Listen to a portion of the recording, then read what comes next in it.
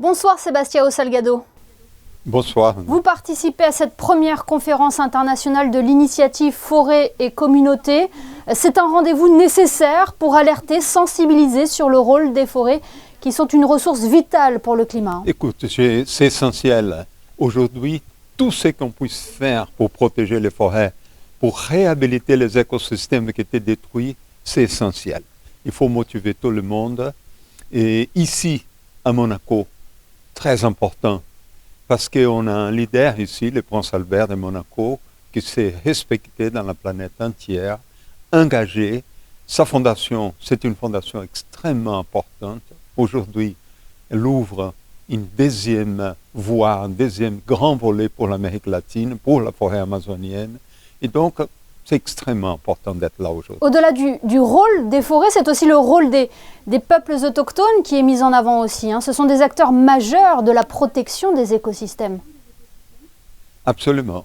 Quand vous regardez la forêt amazonienne, vous regardez une carte de l'Amazonie, vous prenez les territoires indiens, tout est vert. Ils protègent leurs terres, ils dépendent de leurs terres pour la survie.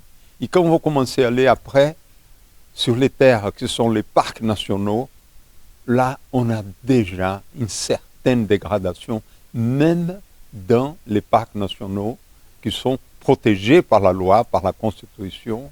Et après qu'on va sur les terres publiques, sur les terres d'État, là, c'est la dévastation la plus totale. Et leurs connaissances peuvent aider à prévenir les crises environnementales?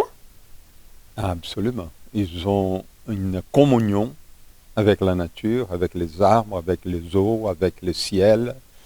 Vous savez, ce qui a garanti la survie de l'espèce humaine jusqu'à présent, c'est aucune technologie.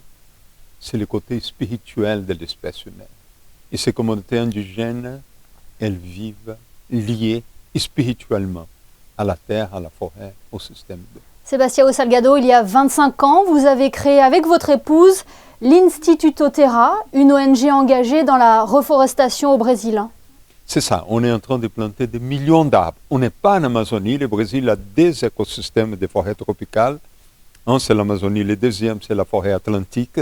On est sur la côte atlantique, mais c'est une forêt considérable. Mais cette forêt, aujourd'hui, elle est détruite à 90%.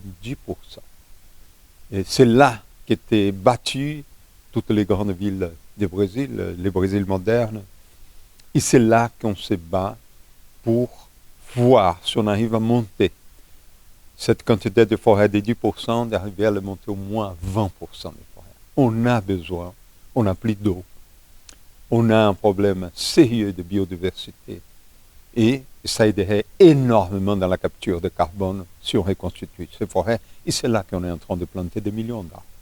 Planter des arbres pour protéger aussi ceux qui y vivent, parce que l'Amazonie, c'est l'une des régions les plus riches au monde en termes de biodiversité. C'est ça. Vous savez, on discute beaucoup aujourd'hui sur le réchauffement global.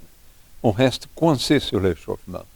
Mais il y en a 3 variables qui sont très importantes. Bien sûr, le carbone lié au réchauffement est important.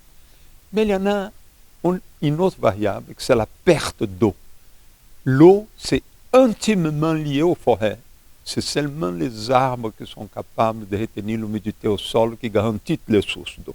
Donc c'est essentiel de refaire les forêts pour l'eau.